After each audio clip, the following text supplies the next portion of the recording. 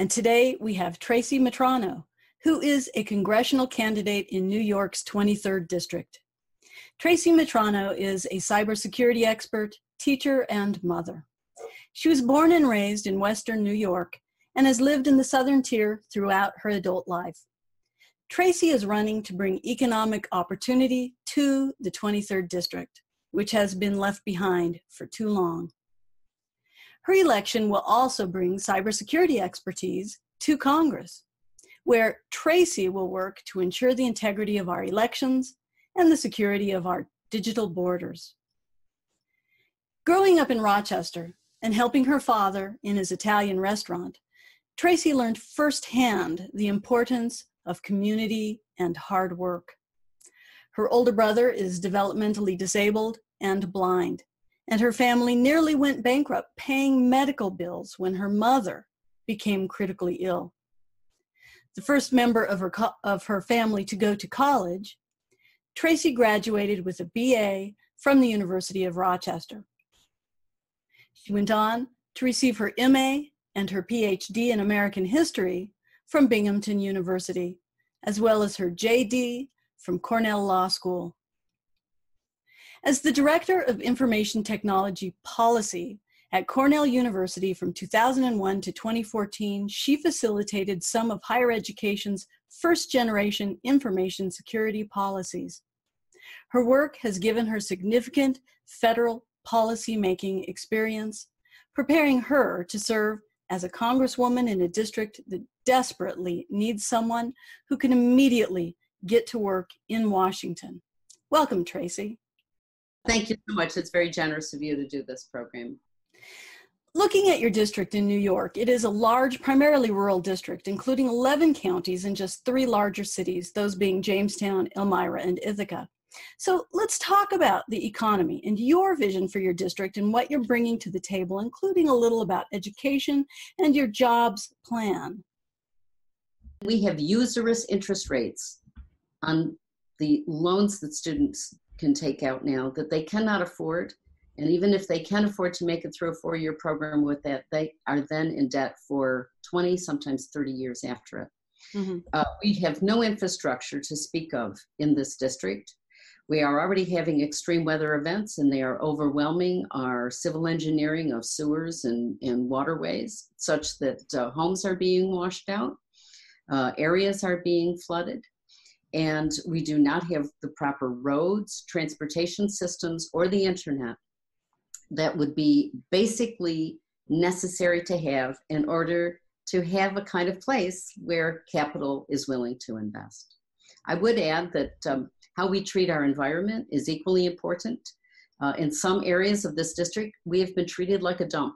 There's low-level radioactive waste out in the western part of the district in Cattaraugus County. That includes radioactive waste that was left as a result of the Manhattan Project in an area that was designed to be a processing center and never really fully achieved that goal. And consequently, that waste is sitting in areas leaching into waterways and soil that ultimately through 2 creeks go into the Great Lakes. And so all of your viewers will know that's 1/6 of the world's freshwater supply. But there are many other areas in this district that have either been threatened with fracking or are already large dumping sites. There have been threats of incinerators brought in. It is time to take an area so beautiful as this district is, with the Great Lakes, the Finger Lakes, the Southern Tier has the Susquehanna River running through it. Very, very beautiful area overall. And yet it has been threatened with this kind of environmental exposure.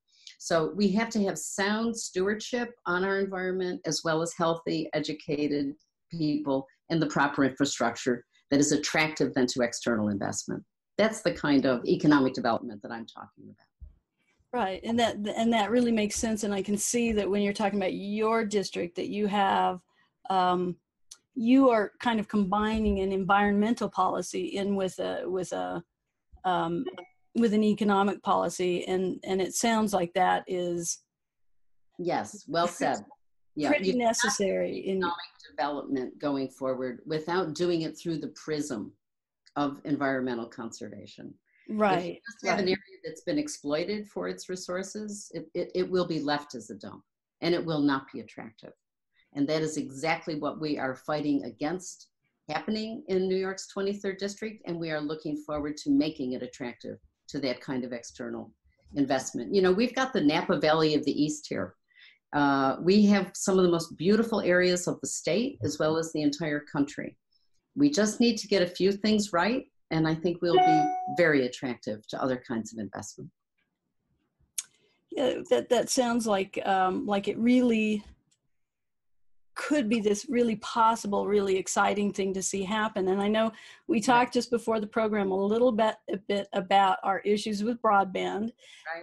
Can you talk about, I just would like you to talk about that a little bit about your district, because that is so important, because here we are doing a show like this, that so often we do have issues, even doing something like this. Yeah. And so can you go ahead and share that with our viewers? Well, I'd be happy to.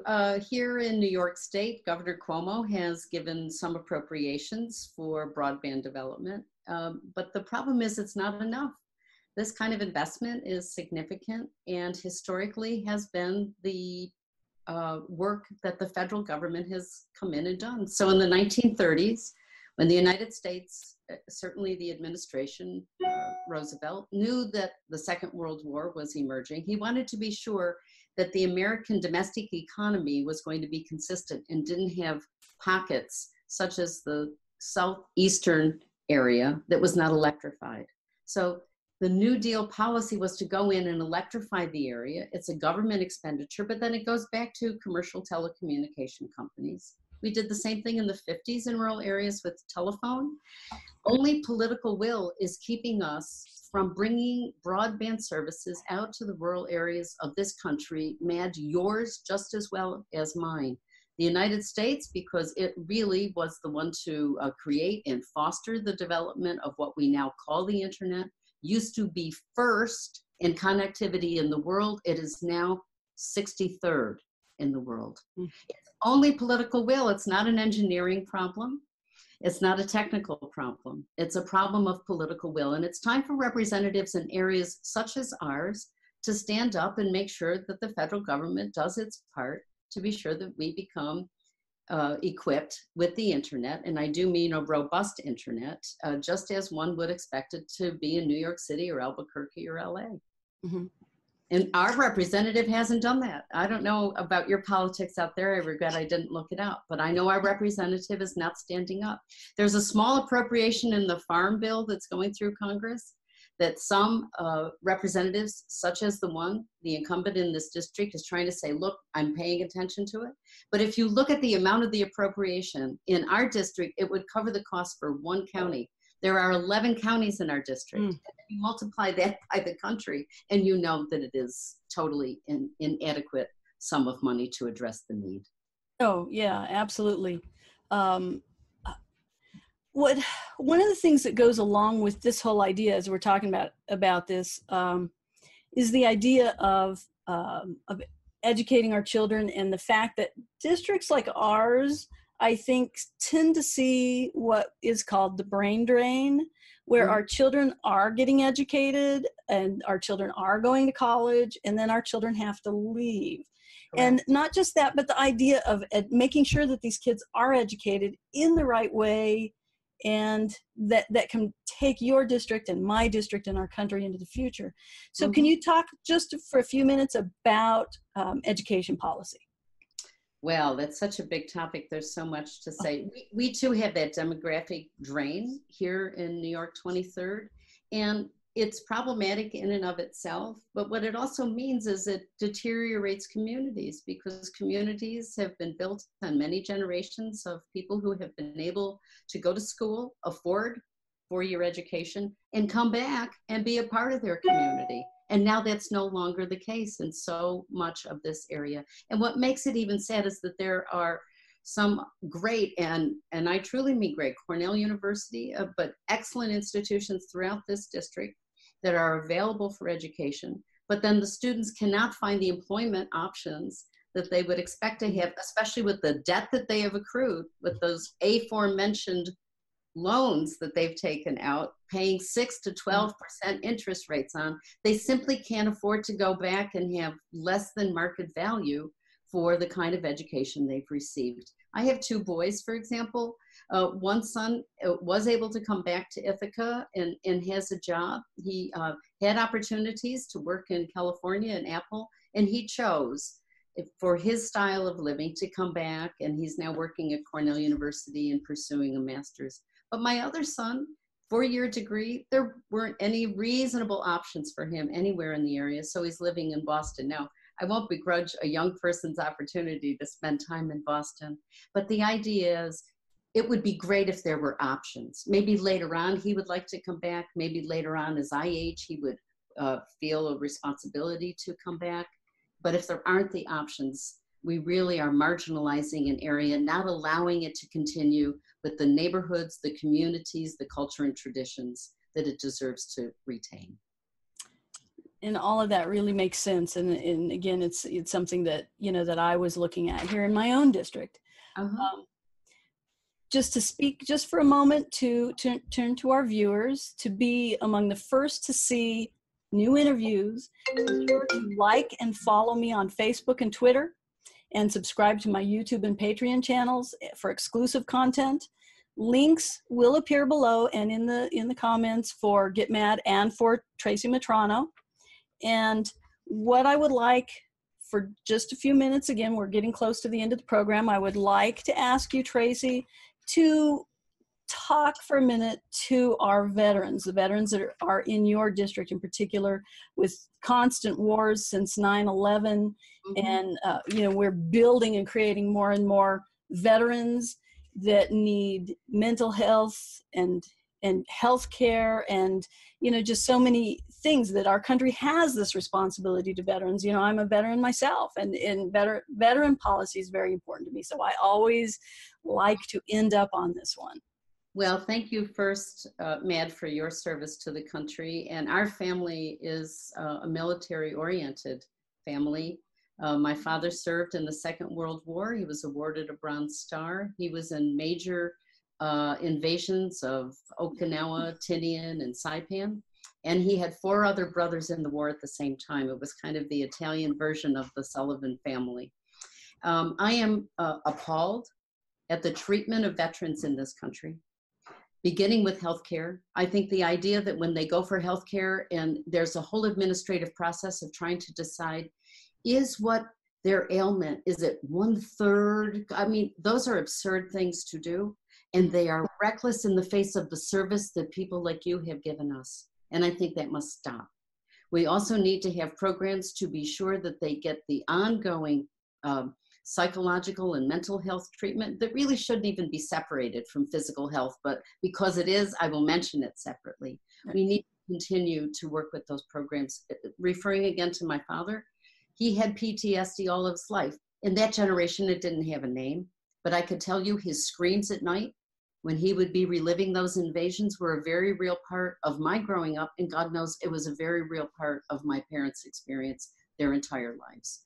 Now that we understand that symptom and issue better, we have to have continuing to the degree that our soldiers who have returned from those situations need to have those services addressed. There also should be, in my opinion, better programs to transition people who have been in the military and especially in combat situations into civilian life. To pretend that you can just get on a long airplane and come home and click your fingers and turn off that experience and then start to be in an entirely different experience with your family and with your friends, that's cruel. We know it's not true, and we need to help them. There have been a lot of really good movies that have expressed this point, but somehow, even though we understand it more culturally, we're not doing anything about it in terms of policy.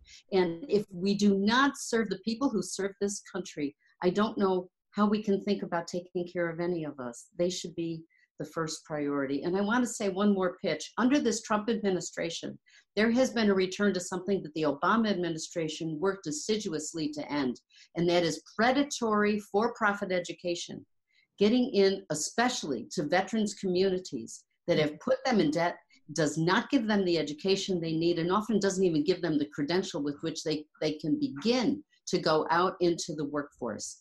That has got to stop. It is cruel to be allowing those for-profit predatory companies to get back into the market at a group that is particularly vulnerable. And I would work to my darndest to be sure that that would stop, perhaps with some legislation that's going through Congress if we don't have a president that really respects the veterans the way that he should.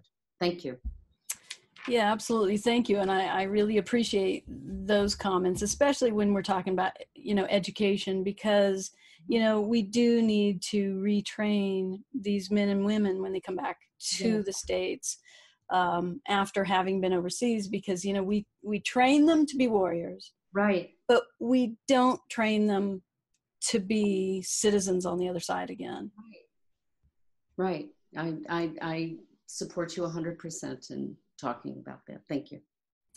So we're at the end now. I would like to ask you, the last thing I like to do is to address your constituents directly with anything that we haven't had a chance to talk about, and also provide the contact information to your website or to your donation page, or however you want these people to get in touch with you.